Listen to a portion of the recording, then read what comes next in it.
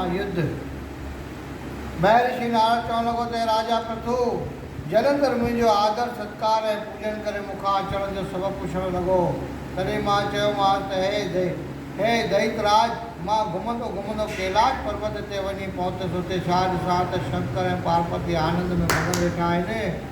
उन पर्वत ते मणनि साण प्रकाशमान सवे कल्प वृक्ष 45 कोहन में पंहिंजी अद्भुत शोभा ॾेई रहिया हुआ। शंकर वटि जेका संपदा आहे सा त्रिलोकी में मां काथे बि न ॾिठी आहे।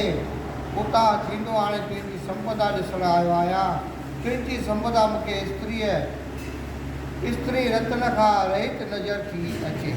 हे दैतराज, जेतोणीकि तुंहिंजे घर में सवे अप्सराऊं ऐं नागनि जूं धीअरूं बि आहिनि, पर तंहिं हूंदे बि पार्वतीअ जहिड़ी सुंदर मूंखे ॾिसण में नथी अचे, जंहिंजी शोभा ॾिसी ख़ुदि ब्रह्मा बि धीरज छॾे ॾिनो। उन पार्वती जी कहिड़ी उपमा वर्णन कजे। बोल श्री कृष्ण भगवान की जय। हाणे हुनजो मृत्यु जो अॻियां आयो, ॿुधी कराईंदो न। श्लोक। सूरज चंद्र खां श्रेणी, मोणो भरे मशाल, कोयल कूकारे जीअं डुके रेल जी चाल, बदन मनोहर मखमली, अखियूं लाल गुलाल, हर हंधि गिंड घड़ियाल, वॻा हेमा हुनजे हाक जा। पार्वतीअ जे सूंहं जी साराह ॿुधी जलंधर जी दिलि काम जे वेग में टपाइण लॻी। विष्णु भॻवान जे हिन अचरज लीला करे जलंधर राहुअ खे घुराए हिकदमि शंकर ॾांहुं रवानो कयो। उहो राहु कहिड़ो आहे जेको पंहिंजे ऊंदे अंधकार सां शोभनीक बन खे कारो कंदो कैलाश पर्वत ते पहुतो। शंकर हुनखे अहिड़ो तकिड़ो ईंदो ॾिसी हुन खां अचण जो सबबु पुछियो। राहु शंकर भॻवान जी तारीफ़ करे चवणु लॻो त दोहरो, हे शंकर, हे दिगंबर, हे प्रभु भोलानाथ, कर त्रिशूल गले मुंडमाला, सदा असांजे साथ। बोल शंकर भगवान की जय। हे मसाणनि में रहंदड़ शंकर, हॾियुनि जूं मालाऊं पाईंदड़ तुंहिंजो ही जेको सारो शरीर आहे सो मिटीअ सां मखियो पियो आहे। तूं त जटाऊं धारण करे ऐं जोग में रही लाल थियण वारो आहीं। तोखे हीअ पार्वती जहिड़ी सुंदर स्त्री न सुंदर स्त्री त नथी सुहे, न हीअ तुंहिंजे योग्य ई आहे, छो त तूं बेखारी आई।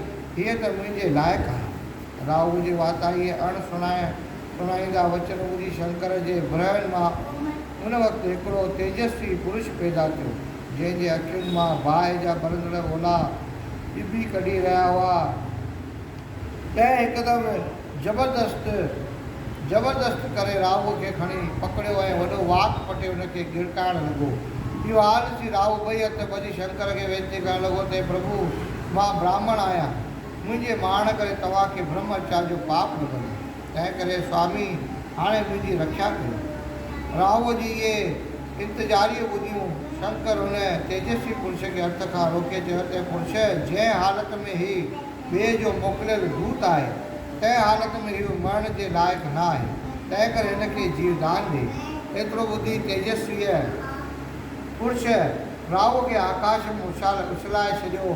तंहिंखां पोइ वरी शंकर जे न्यारे चवणु लॻो त प्रभु, मूंखे बुख ॾाढो व्याकुल कयो आहे, ॿुधायो त मां छा खावां। शंकर चयो त तूं पंहिंजनि हथनि पेरनि जो मांस पटे खाईंदो वञ। शंकर जी आज्ञा मिलण ते हुन तेजस्वी पुरुष पंहिंजनि हथनि पेरनि जो मांस खाई धड़ बि खाई छॾियो।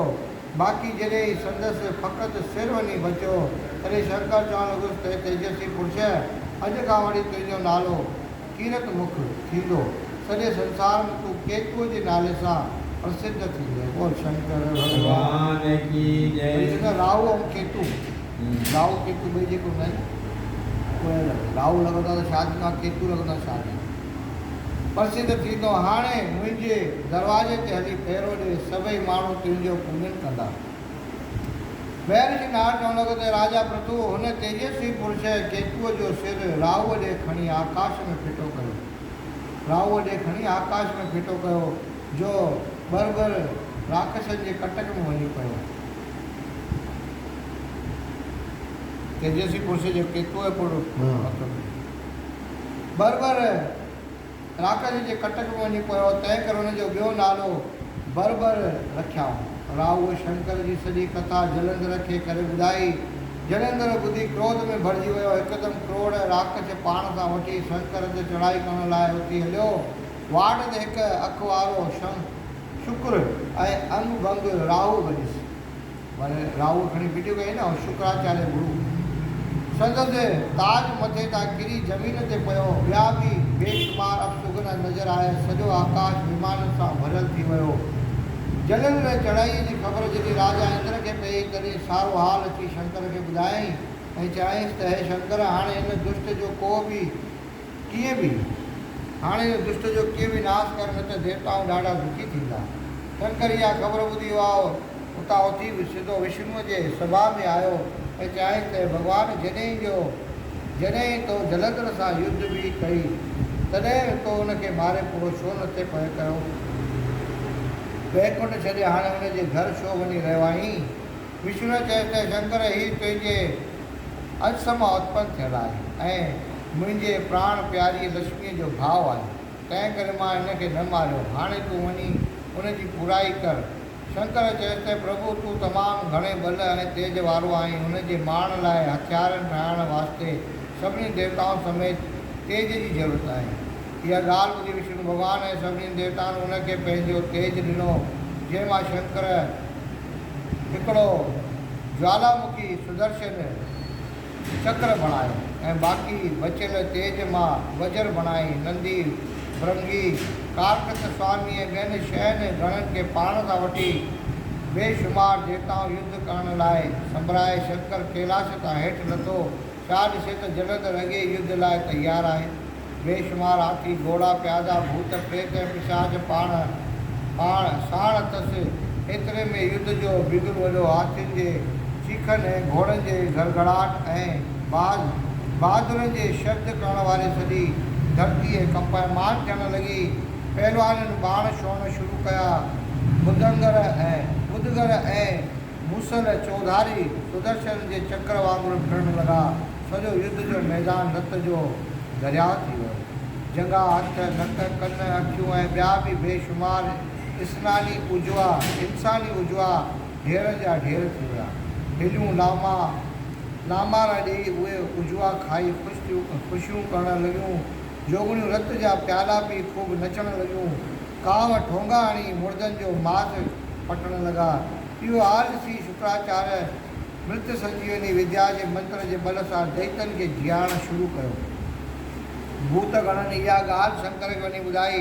उन वक़्तु शंकर हिकिड़ी कृत्या उत्पन्न कई, जंहिंजो भयानक शरीर ताल जे दरख़्त वांगुरु ऐं जॻह गुफ़ा वांगुरु हुयूं।